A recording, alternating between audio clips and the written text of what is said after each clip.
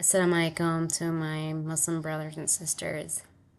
Today, I want to talk about a topic that is typically never discussed in this kind of way. A lot of times, when we think about Eid Al-Adha, we think of it as the sacrifice that Ibrahim, the ultimate sacrifice that Ibrahim was willing to make for the obedience of God, our obedience to God. And we celebrate that by sacrificing a sheep every year to show our obedience to God, like Ibrahim, our willingness to give up our most precious possessions, including the life of our children, to please God. And as you can tell from my tone, I don't exactly see it that way. But I want to explain and provide a different perspective, discuss and reflect over the Quran, the Hadith, and history itself. So let's go ahead and begin.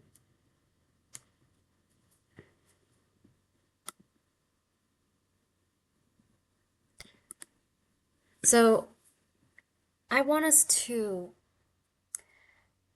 think about a hypothetical situation, and it's today, 2026, year 2026, or whatever time that you're watching this, and you hear a story of a man, okay?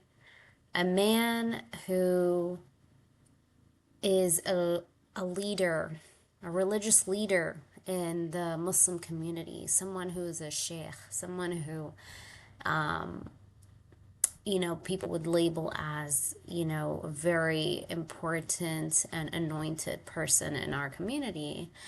And they wake up one day with a dream where they believe in all their heart and soul that God spoke to them and told them that they need to sacrifice their child, just like Ibrahim, to prove their loyalty to Allah.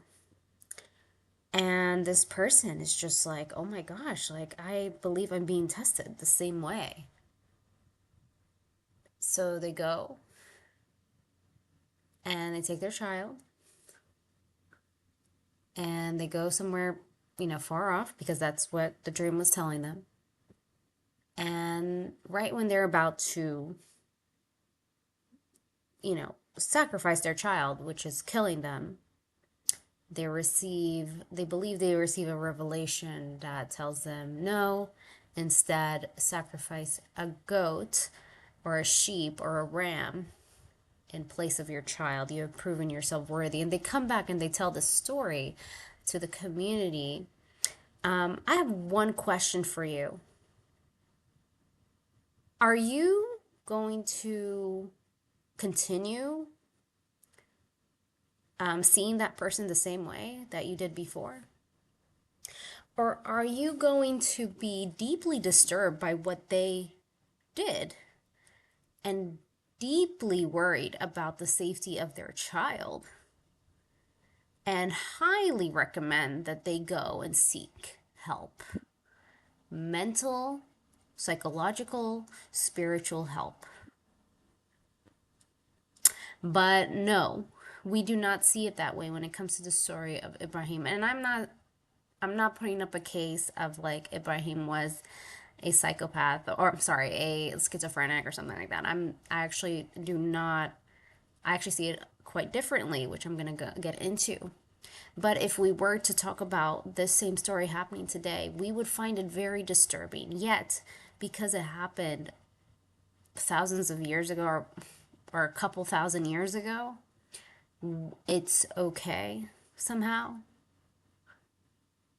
So that's something that we need to talk about.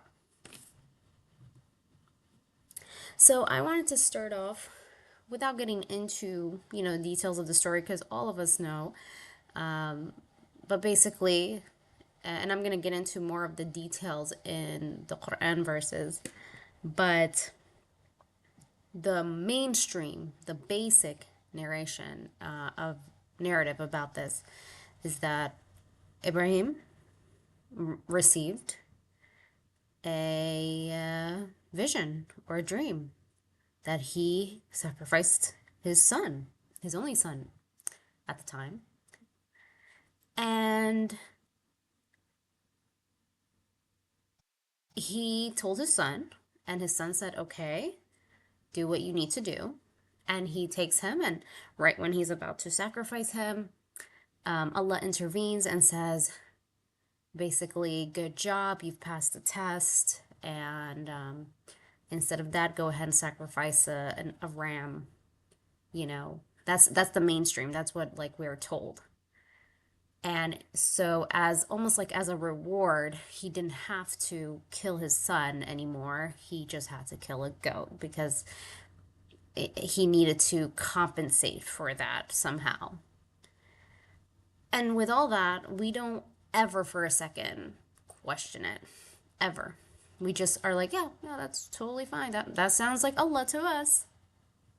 Never for any second question any of it, which I hope after this video, if you take the time to listen to it all the way through, I hope that you will come out of it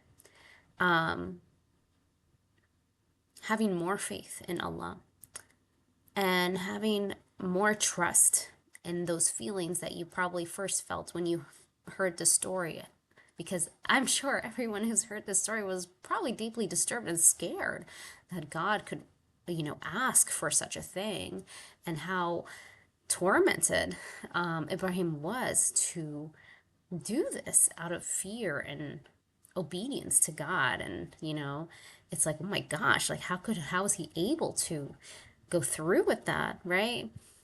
And I want you to, I just have a different perspective. Anyways, I did want to put these images in. And I know a lot of Muslims are against having depictions, visual images of prophets and all that, but I feel like it's very important in this case to have a visual depiction of what was happening clearly, objectively. He was getting ready to kill and sacrifice his son. Okay? You can see it very clearly. There's nothing just going back here to this picture, the opening picture of how how distinct we see it. Like, we see this happy little sheep, and it's a great day, and it's so cute, and we're just like this joyful thing. But then when you look at the root of what was going on, this is literally what we're celebrating, is Ibrahim's attempted murder of his son. Okay, I'm saying it very blatantly, but I don't want to put too much emotion in this at this point. I really want to show you the facts of how the way that we interpret it is very, very inaccurate, to say the least. This is just another depiction of, what it is, like him looking up to heaven, like, oh my gosh, like I don't have to kill my son. Wow, thank you, God, you're so merciful. Even though I believe that you asked me to do this, the fact that you're changing your mind all of a sudden and sparing my son, thank you, you're so merciful. It's just, I don't mean to be facetious or sarcastic. It's just, there's just so much. And I hope if you're listening, you're someone who's probably had these thoughts, okay? These are not just me who's thought this. I'm pretty sure many and most of us have thought of this at some level, but we are guilted and shamed and brainwashed into suppressing those thoughts. But like I said, my goal is not to make you reject Islam. If anything, you will love Allah even more, I think, from this, because you will see the mercy of Allah and the flaw of man. So, getting straight to the point, my hypothesis is basically the story of Ibrahim was not about a lesson of total obedience to Allah, but instead about Allah correcting Ibrahim from committing an awful act out of ignorance and lack of critical thinking. So, for me, the whole story of Ibrahim, that, all of us, we celebrate how Ibrahim was so willing to sacrifice his son for Allah, is so twisted. It's so upside down because Allah, I believe, never asked him to do such a thing. And he intervened because he had to correct him against committing such an awful, egregious act of human sacrifice, that is exactly what it is, and we're going to get into more detail. So my supporting evidence will be just basic understanding of who Allah is and how this accusation basically contradicts who Allah tells us that he is. Also, human and animal sacrifice as ancient rituals and how that is relevant to Ibrahim and the context of which he came from. Quran verses about this, and Hadiths. We're going to go through some Hadiths that honestly, I'll just leave it at that. And then finally, just critical thinking and basic empathy. So starting off, who is Allah?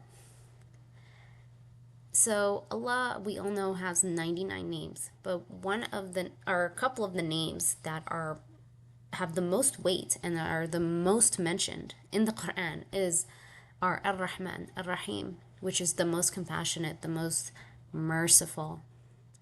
And Ar-Rahman, the most compassionate, is written in the Quran 57 times, and Ar-Rahim, the most compassionate, and then the most merciful, Ar-Rahim, is found 114 times in the Quran. So I want you to think of someone in your own life who you consider is the most compassionate, most merciful, or even for your own self. What you consider compassion and mercy. And I want you to ask yourself if demanding someone to murder and sacrifice their beloved child for you is considered the most merciful and compassionate thing. If you, as a human being who is just a mere human being, limited in your compassion, limited in your mercy, finds that slightly disturbing, which I hope you do. I really, truly hope, for humanity's sake, that you find that disturbing. Why would we just assume that this is something that who's supposed to be the most compassionate, the most merciful, is something that they would do? This, to me, just shows how we as Muslims as a whole honestly do not understand Allah. Even these scholars do not. They have this intellectual understanding, but they don't truly know Allah. They don't, to assume and to just go with the flow of this story. Anyways, let's move on. Okay, so I think it's extremely important to talk about history and to talk about the context of which Ibrahim was from. Okay? As many of us know, especially with the release of certain files, I don't want to say the name to not trigger anything, but you know what I'm talking about. We have heard a lot about human and animal sacrifice happening in America and the Western world and around the world. However, it's not the first time that this has happened, and I want to say it's not going to be the last, but I really hope at some point we will stop participating in this as a species. But human sacrifice has existed for an extremely long time. Like, you can go way back. There's so much. And that could be a video in and of itself. So I am not going to get into all the details. But what I want to do is focus on just giving you a little bit more context. So let's go here. the 10 ancient cultures that practice ritual human sacrifice. So a lot of cultures that were over here, like I'm not going to read all this, but cultures that are considered by scholars to be highly civilized, affluent, advanced, considered human sacrifice a normal part of life. Okay, so this in the past, it was like a normal part of life, even though I wouldn't necessarily say that it happened every day, but it was a part of life.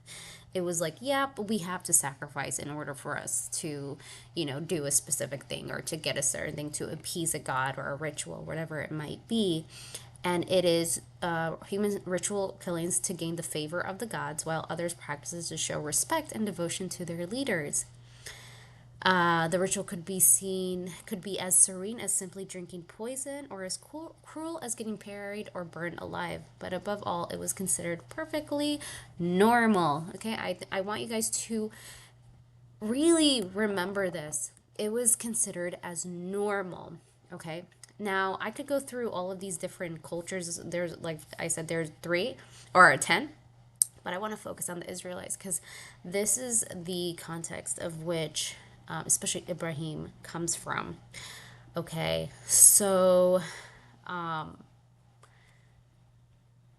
they many scholars believe that the ancient Israelites performed a burnt offering of children in the name of the ancient Canaanite god named Moloch. Not all of the ancient Israel practiced this ritual.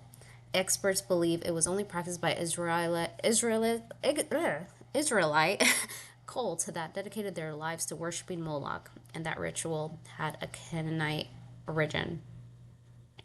So basically, they would sacrifice mostly children to their god Moloch for various reasons. It could be to appease them, to honor them, crops, because they felt like it was angry with them, whatever the thing might be. So, like I said, it's very important to remember this was normal. Another website I want to show, just really quick, pre-Jewish Canaanite religion has Vedic gods and names. I wanted to read this. Child sacrifices were done by Canaanites in those era, and the goddess picture above looked similar to a Vedic god carrying weapons in 4 hands and suppressing a head under her feet. And then over here, an underworld deity worshipped by Phoenician Canaanites and had association with a particular kind of proprietary child sacrifice by parents. Okay, so parents would offer their children. Okay, I need us to understand that this was part of ancient culture, not just these people. It was in China. It was in the Aztecs, the Mayans. It was in Africa. It was all over the world. Okay, and unfortunately, still happening today, but it's hidden. But in the past, it was more open. Okay, so please remember that. These are different deities that they would sacrifice to. And I believe it's very important to understand like how deep this goes. And you can go down this rabbit hole on your own. I will not do that here. I just wanted to point that out. And then the last thing, 10 cultures that engage in ritual sacrifice.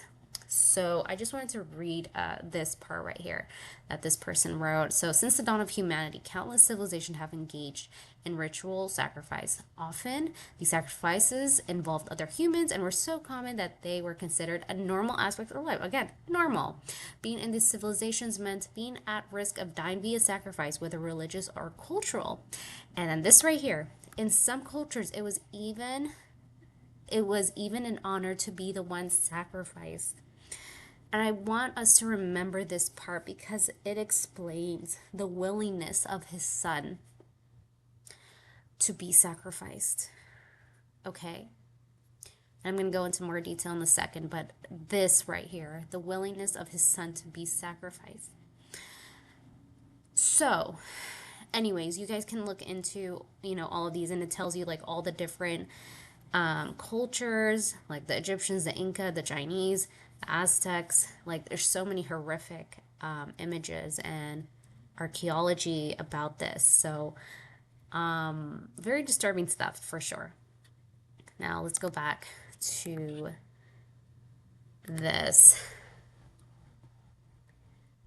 Now, the other thing, um, and also with all of this, animal sacrifice was a part of sacrifice. That was something that was actually more common than human sacrifice, but it was actually also to as an offering, the same. It served the same purpose as an offering. The gods would expect you to kill for them and shed blood for them, whether it's from an animal or a human. Okay? Now, going into eating the sacrifice, and this is something regarding what we're participating in. So, even though we are not committing human sacrifice, which it's so disturbing to me. Like, I remember when I was young, my dad made a joke. I asked my dad, like, I was like, Baba, like, if Allah didn't, stop the sacrifice and made him go through with it, what would that mean for like future Muslims? And he made a joke and said, well, then we would have to sacrifice a child. Like, we would have to sacrifice our children, you know? And I was like, ha ha ha. But now looking, understanding the history of, ancient history and how human sacrifice was so common, I don't think it was he would have been totally wrong. Even though it was a joke, I think in a way people would have kept doing it. So anyways, and then we go into replacing that. Instead of sacrificing a child, go ahead, sacrifice an animal. My question is, why does God need any blood to be shed? Anything to be killed for him? And I'm going to get into more details into just, again, understanding Allah, understanding Quran, understanding, knowing Allah.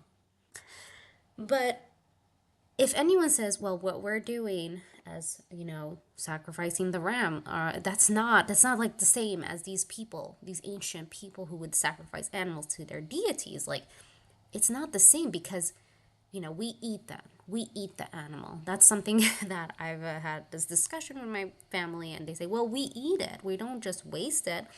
We, sacrifice it for Allah, and then we just eat it. I'm like, guess what? They did the same thing too. Do you think they just killed an animal and just left it there? No, they feasted on that animal. Occasionally, they would divide it up and leave like certain parts for that god, or burned. Like over here it says bones burned for the god, but they would roast the meat and share at communal feast by worshippers. Exactly the same that Muslims do every year during Eid Al-Adha. And this is something that was common throughout every single ancient culture. Okay? So it's nothing new. We are literally continuing a tradition, an ancient tradition of animal sacrifice, except now it's to Allah instead of to Moloch, instead of to Ishtar, instead of to Isis, instead of to whoever.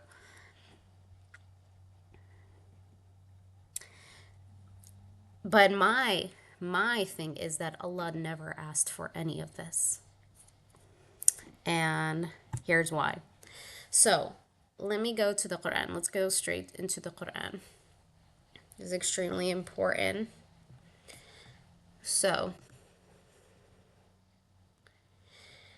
we're going to go to the best surah that goes into like the detail of the story of Ibrahim being asked or believing that he has to sacrifice his son is in Surah As-Safat.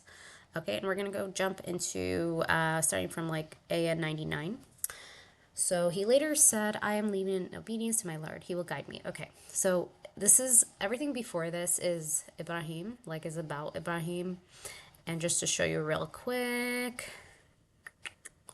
Yeah, so indeed, one of those is who followed his way was Ibrahim. Okay, so starting from here, now is the story of Ibrahim, like all these different things that Ibrahim was doing. You know, trying to um, learn and know the truth about Allah, right?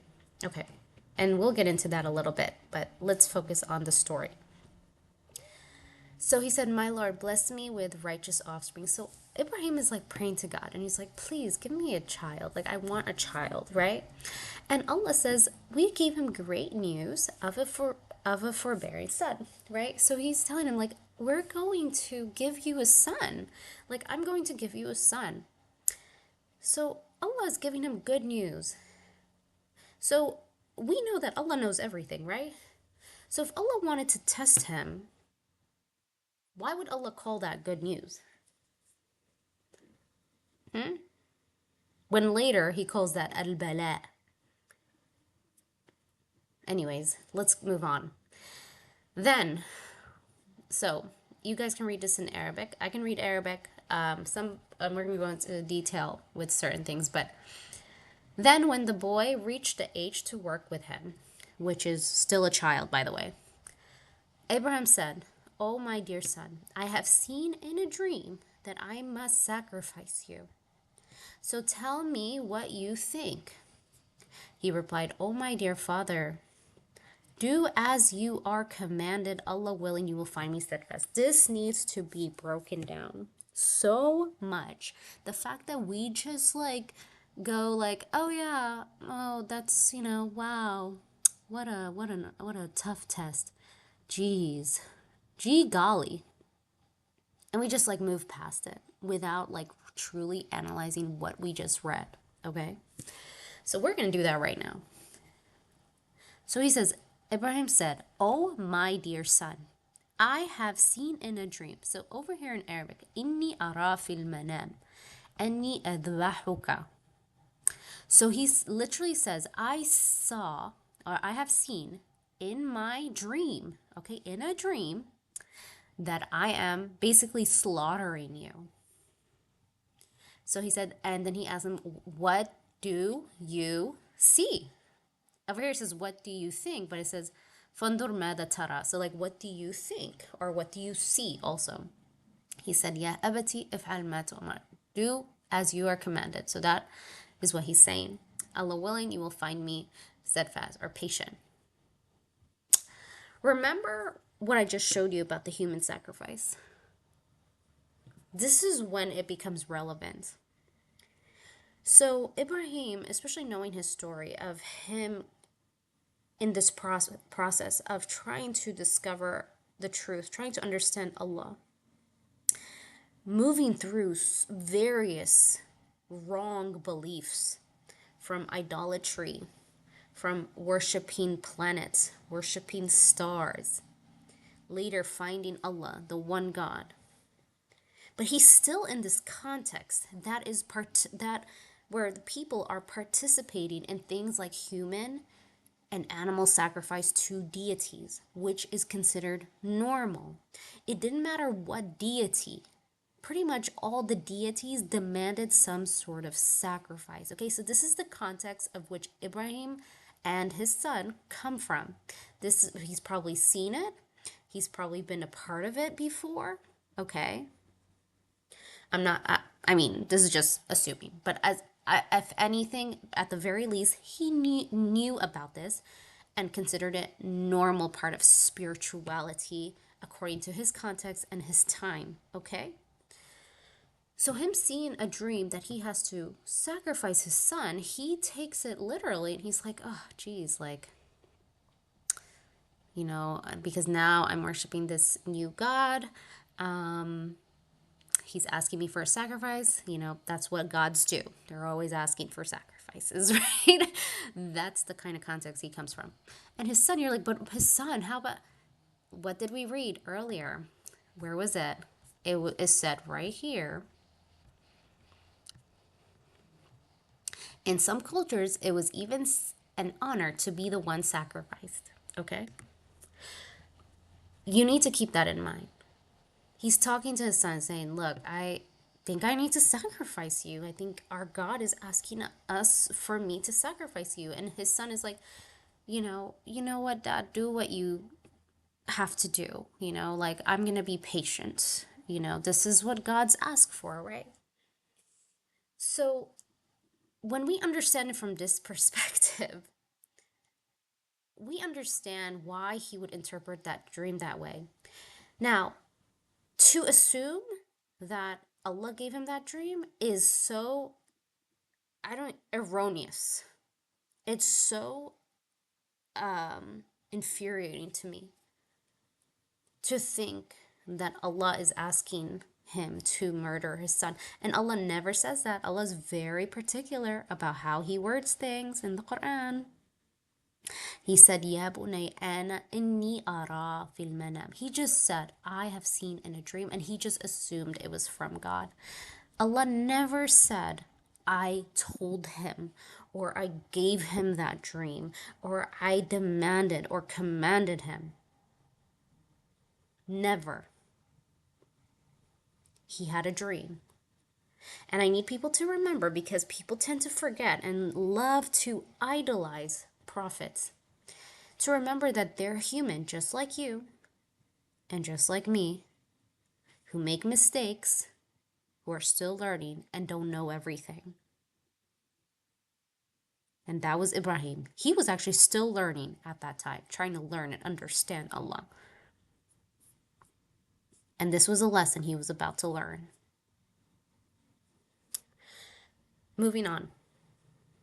So he said, then when they submitted, I find like interpretations are so crazy to me, especially when you know Arabic, because this right here, like they put it in this parentheses or whatever because they added that on, but really when you read it in Arabic, it says when they submitted. There's nothing that infers that it's to Allah's will. Where does it say that Allah wanted that? Who you're just assuming. So it said, Lamma aslama watallahu liljabin. And Abraham laid him on the side of his forehead. That's literally, it just says, when they submitted. So they submitted. That's it. Not to Allah, just they submitted. They decided to do it. And then he laid him down on his side of his forehead. So he's getting ready, right? Now, this is when Allah actually is saying that he's speaking to him, is when he intervenes. He intervenes, okay? So he says, we called out to him, O Ibrahim, وَنَدَيْنَاهُ أَنَّا يَا Ibrahim. This is when he comes in. Allah comes in and is like, hold up. Okay, this is extremely important, this next part. So he says, you have already fulfilled the vision. Indeed, this is how we reward the good doers. Now, in Arabic, like I said, translations, they just put their own interpretation on it. But when you look at the word, قَدْ صَدَّقْتَ الرُّؤْيَا. So one meaning could be you have fulfilled, okay? Now, I'm going to ask you something. If he had fulfilled the vision, wouldn't that mean that he would have actually killed his son? Yeah, it would basically be that he had killed his son because he fulfilled the vision in the dream, right? So, but that's not what happened, right? Let me go to the root word sadaqa, which is where the root word of sadaqta is sadaqa. And we go to what it means. So one meaning is to be truthful, to fulfill. So exactly how it was interpreted in right here.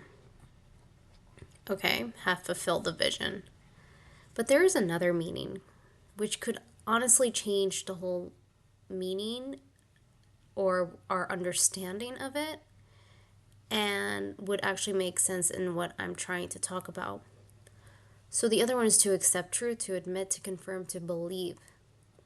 So it also means to believe, to take in, to accept.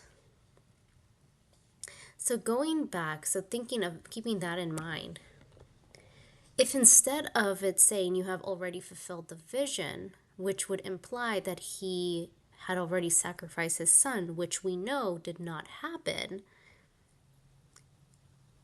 could it be that the meaning is you have believed the vision? You have believed the vision. So in a way, Allah is saying, oh, Ibrahim, you believed your dream. You believed the vision. It's almost like he believed something that wasn't really true.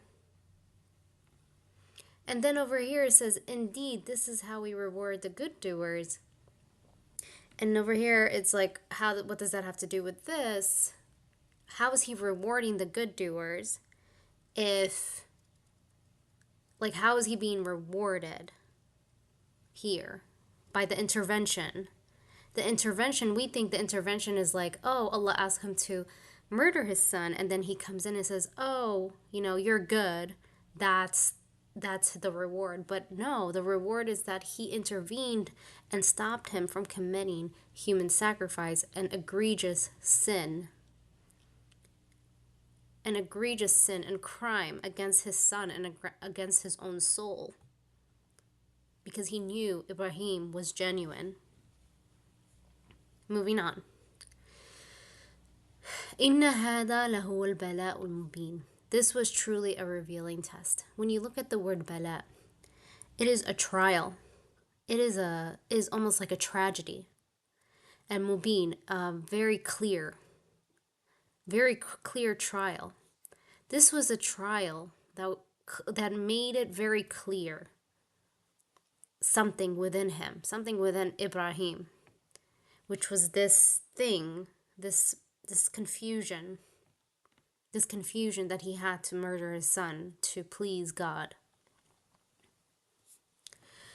وَفَدَيْنَاهُ بِذِبْحٍ عَظِيمٍ. This is so significant. Like the choice of words here. وَفَدَيْنَاهُ, we ransomed him. I was so curious. I was like, why would he use the word ransom? Like, because I didn't really know this word in Arabic. I'm not familiar with the word. So I decided to look at one of the root cause, or sorry, the root of the word fadiya. So that's fadiya. And literally every single meaning of it is the same. There's no like alternative meaning. It's to ransom, to offer ransom. So what does it mean to offer ransom? And I'm going to pull up the dictionary right here. And we're going to look up what it means to ransom. Nope. What the heck?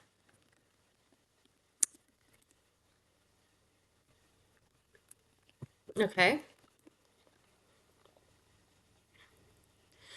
The redemption of a prisoner or kidnapped person of captured goods for a price. Release, liberation, deliverance. The sum of price paid or demanded. A means of deliverance or rescue from punishment for sin, especially the payment of redemptive fine. Like, if everything that I've said so far wasn't convincing enough, you didn't believe it, at least believe this. Because why would Allah say we liberated his son with a great sacrifice? Okay, let's just real quick with a great sacrifice. So it's a bidibhin alim. When you look at the word dib, I also pulled that up because I wanted the root of that.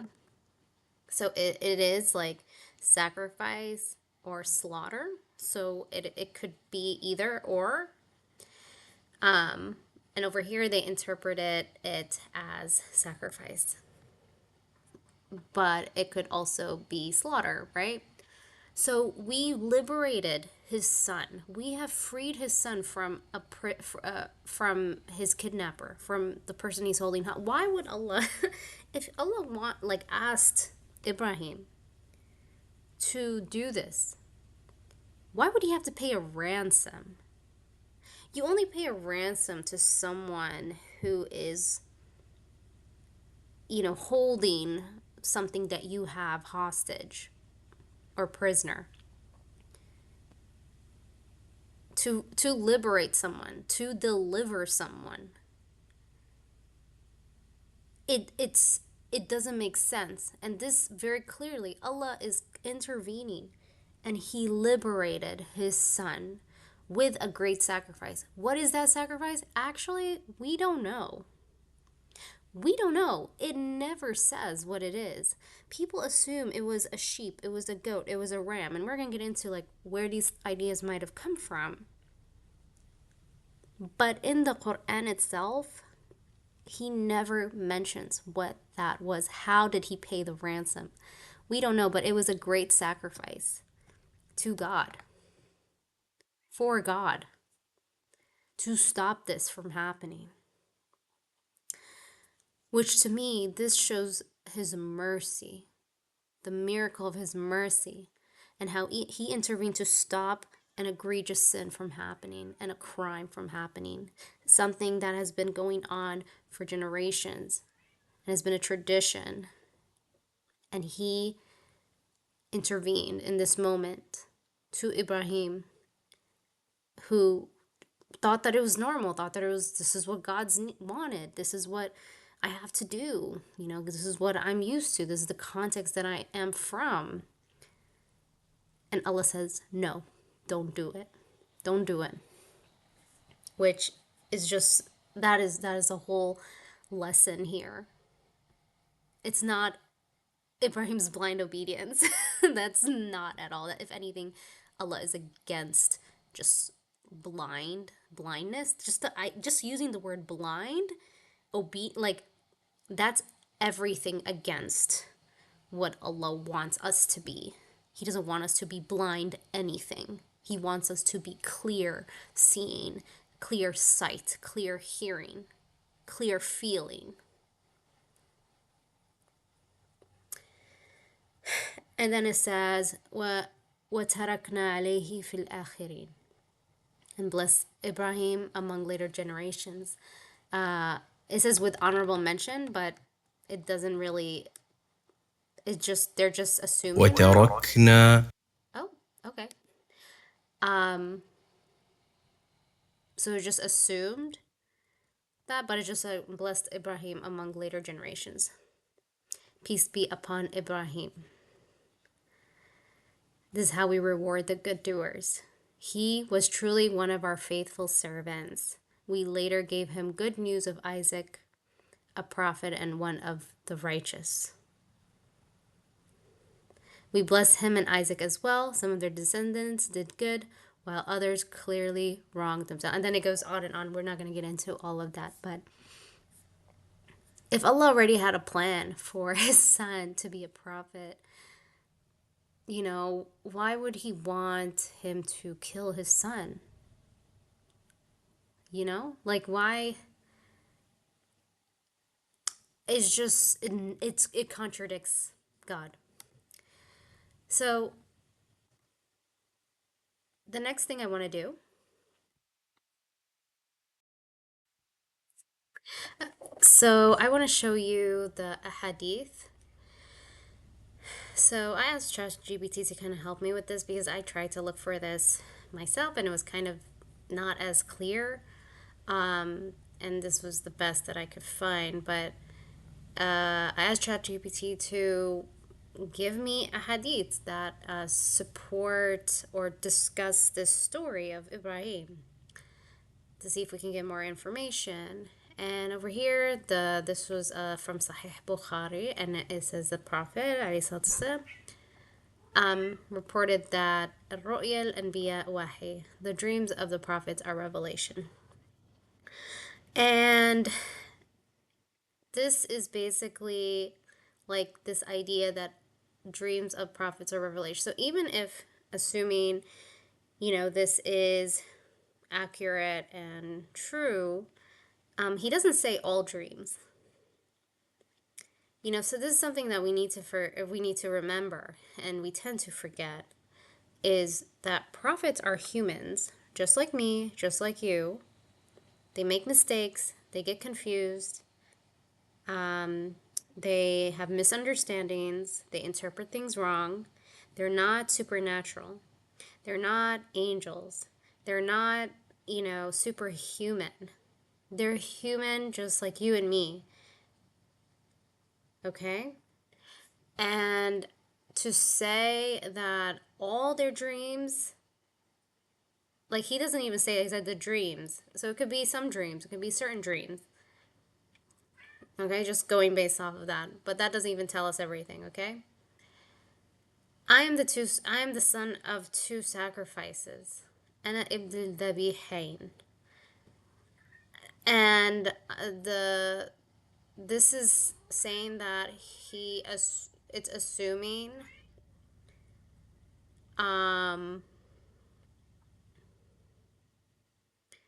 used by scholars to support that the sacrificed son was Ismail. I mean, I'm not really sure what that means, to be honest. It's not very strong, and it even says it's strong, not strong.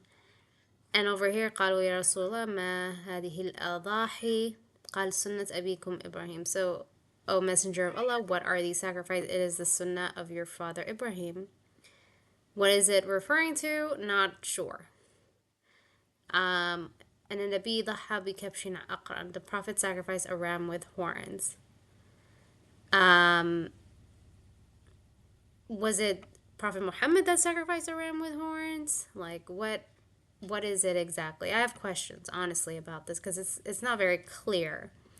And it says, أن إبراهيم عرض له الشيطان عند الجمرة فرماه بالسبح حصيات. So it's basically like Satan appeared to Ibrahim at the Jamrah, so he threw 7 pebbles at him, and this is part of Hajj, related to like when he was trying to go and do the sacrifice.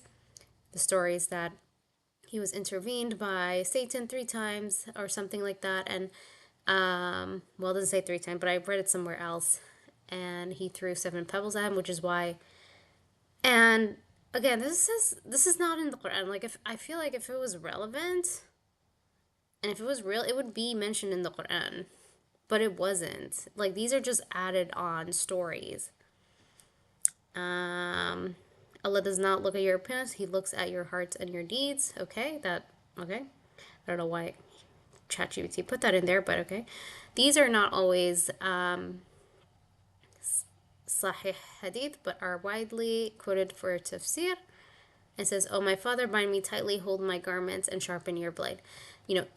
Where is the story of the, oops.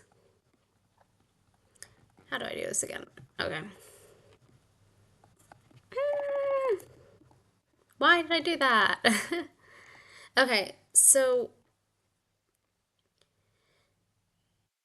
why do we have the story of the ram? The ram, where does that come from? Right? That this is what happened. And the answer is it comes from the Jewish and Christian scriptures. So in Judaism, it's the Aqidah, or binding of Isaac. So they believe Isaac was the one who was going to be sacrificed. And it's read differently by Jews and Christian. And let me go straight to here. According to the narrative in Genesis 22:2-18, God, without any warning, commands Abraham to sacrifice his beloved son as a burnt offering. So for them, it was a burnt offering. Father and son travel 3 days to Moriah, the place of sacrifice, where they build an altar. Sounds pretty much like a human sacrifice to me, right? Abraham binds Isaac, lays him on the firewood, and raises his knife to slay him. At the last moment, however, an angel calls out to Ibrahim to do no harm to the lad, and a ram caught in a nearby thicket is substitute for Isaac.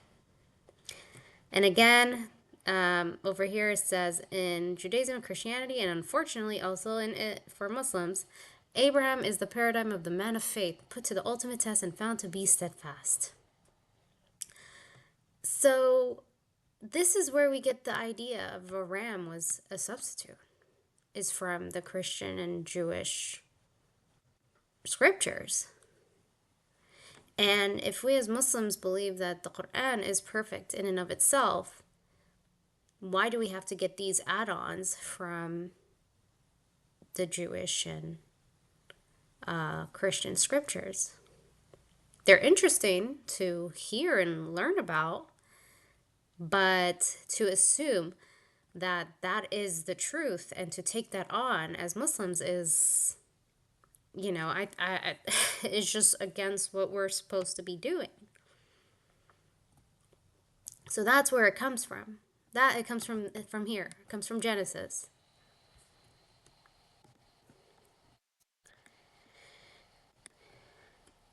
So it's important to reflect on the contradictions here. Okay, there's just so many contradictions based on what we just read and based on the narrative, the accepted narrative. So Allah first is asking Ibrahim to sacrifice and slaughter his son, then telling him to stop. Which one is it? What kind of a God is this? Telling you to do something, then not do something. Telling you, hey, kill your son, but never mind, I was just testing you. It's like, to me, it's like a person that sees that you love, let's say you have a dog or a cat, and they see that you love your dog and cat so much, and this person says, hey, if you love me, you claim to love me, right? He's like, yeah, I love you. And they say, well, if you love me, to prove that you love me, you should go kill your pet. And that's when I'll know that you love me. If someone ever says that to you, please run. Like that is a manipulative psychopath. Okay? That is a psychopath. Anyone who says to do something like that is not genuine, is very, very deeply disturbed. And I will not associate with my God. I will not. Also, Allah asks us to be compassionate and kind. Throughout the whole Quran, you just be compassionate and kind. Al-Muhsineen, the ones who do good deeds, who are kind, who are good. But then all of a sudden going out of his norms and asking Ibrahim to kill his son, his beloved innocent child, who was a child, by the way. He asks Muslims to take care of the orphans and to take care of the needy, but then goes and the same God tells Ibrahim to kill his son for no reason, to prove his loyalty. He couldn't prove it any other way. There was no other way. He had to kill his son. Allah is against killing. Quran, Surah Al-Ma'idah. Whoever kills a soul, unless for a soul or for corruption in the land, it is as if he has killed all mankind. And whoever saves one, it is as if he has saved all mankind. Is Allah going to contradict himself? As Muslims, we need to come to terms with these contradictions. We either accept that God is both asks for human sacrifice and for bloodshed, and at the same time is the most compassionate and the most merciful. And we just exist with that paradox in our mind. Or we let go of this wrong belief that Allah asked Ibrahim to sacrifice his son, and that in fact Ibrahim dreamt this dream. Where did this dream come from? It could have come from his own subconscious, could have come from the cultural context that he was from. It could have come from shaitan. We don't know where that dream came from. Where do most of your dreams come from, right? And he went and he decided to fulfill it because he thought, he mistook it, he misunderstood. And Allah knew that he meant well, so he intervened out of mercy. Out of mercy, he intervened. That makes more sense to me. My cat agrees, if you can hear her. um, Ibrahim's character analysis, and also like with Ibrahim, he is someone who questioned traditions, okay? He questioned the tradition of where he came from, the idol worship, the celestial worship, many things, other things that they were participating in.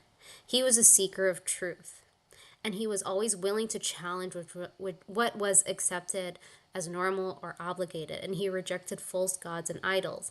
And this is something that Allah knew in his heart, that this is what Ibrahim was seeking, but he was still, he still had things that he needed to work through. He still had wrong ideas that he needed to let go of, wrong beliefs that he needed to, just like the idol worship and the celestial worship. It was through trial and error where Ibrahim learned about Allah. Okay? And this was one of those things. He thought he was doing the right thing, but Allah corrected him and said, "No, don't do that. Don't do that." And that matches Ibrahim's character. I do have a question, as like I wonder, like why didn't Ibrahim, take a little bit more time to question that dream? And I don't know. I don't know. That's going to be part of al-ghaib, or the unknown. I wonder why. Maybe again, and when I look to the history, he probably just, it was part of his, culture, that you had to sacrifice something. And I'm not sure. I'm not sure, and that's something we'll never really know. Okay. The other thing that Allah always encourages us to do is to use our critical thinking. In Surah Al-Baqarah, he says, "And when it is said to them, 'Follow what Allah has revealed,' they say, 'Rather, we will follow what we found our fathers doing,' even though their fathers understood nothing and were not guided." So this verse criticizes blindly following tradition without thinking, which is exactly what Muslims are doing today. We're not questioning anything, even though we have that feeling like something isn't right. At least some of us who are still in touch with that and have a little bit of critical thinking, but we're shamed and we're brainwashed and guilted and put into fear of challenging that. And then over here, so it's Yunus. Allah places defilement upon those who do not use their reason. Allah is telling us, use your reasoning. Like, I gave you reasoning. I gave you your mind, your intellect. Use it. Indeed, in the creation of the heavens and the earth, the alternation of night and day are signs for those of understanding. Those who remember Allah while standing, sitting, lying on their sides reflects on the creation of the heavens and the earth. And this is about encouraging reflection on nature and the universe. Thinking, using the natural law to reason, to make sense of things. And so it's Muhammad. Do they not reflect upon the Quran, or are there locks upon their heart? This ayah is so beautiful because it just shows you that in order to reflect upon the Quran, a lot of times people think it's just through your mind, but it's actually through your heart. And what does that mean? It's having a heart that is pure and full of love and compassion and mercy. When your heart is full of love, compassion, and mercy, you could clearly see and understand the story and the meaning. But unfortunately, a lot of people have locks on their heart, and I'm not trying to accuse anyone of anything. I feel like a lot of times it's fear based, or guilt based, or shame. But if you truly listen to your heart, which is always there and speaking, it'll tell you the truth. Surah Al-Araf, they have hearts with which they, again, the heart, it's the reasoning and the heart together. They have hearts with which they do not understand, eyes with which they do not see, and ears with which they do not hear. It's criticized people who fail to use their mental and sensory abilities. So to encourage people to have quote unquote blind obedience is so against the Quran. Allah wants you to not be blind in your obedience, but to see clearly and to understand clearly with your heart and to hear Him clearly, where everything is aligned. Allah didn't create us a specific way, then asks us to go against our nature, to go against our reasoning, to go against our hearts. No, that doesn't make sense. He creates you a specific way and He guides you to be in alignment with that, because that allows you to see the truth, which is in alignment with you. Indeed, in that are the signs for people who reason again with the reasoning. And these, in the 7th Surah Al-Hashr, these examples we present so they may reflect. Again, about reflection, thinking, pondering, feeling. And so that is everything. I hope this was eye-opening for you and at least allows you to reflect on a different possibility. I urge you to pray on it, do your own research. But for me, this is why I don't celebrate Eid Al-Adha anymore. I don't believe it to be Islamic at all. I don't know how it got into our religion, but people think that our religion is like free from corruption, but that's not the case at all. It's just, in order for something to be free of corruption, you have to be constantly alert, constantly have your eyes open, your heart open, not locked, and you need to use your reasoning, and that's how you prevent wrong thinking from entering a belief system. You always have to be alert. It's kind of like the body. You got to keep the immune system strong. You got to eat healthy. You got to exercise. You got to get some sun, lower your stress, and you'll always keep the bugs away. But when you start getting lazy and negligent and taking your body for granted, that's the easiest way to get sick and get diseases and illnesses. And I feel like that's what's going on. That's what's been happening. We've taken a lot of this for granted. And we just assume, oh yeah, everything's fine. I feel like that's shaitan pushing us to become docile and complicit in all of this. Like, oh no, we can't question. Don't question anything. When Allah tells you to deeply analyze and question reason. And to not just follow things because your fathers have done it and your grandfathers have done it. That's not a good reason. That's not a good reason. We have to consistently be alert and sharp. And every generation we have to get better and understand God more. And to never be complicit.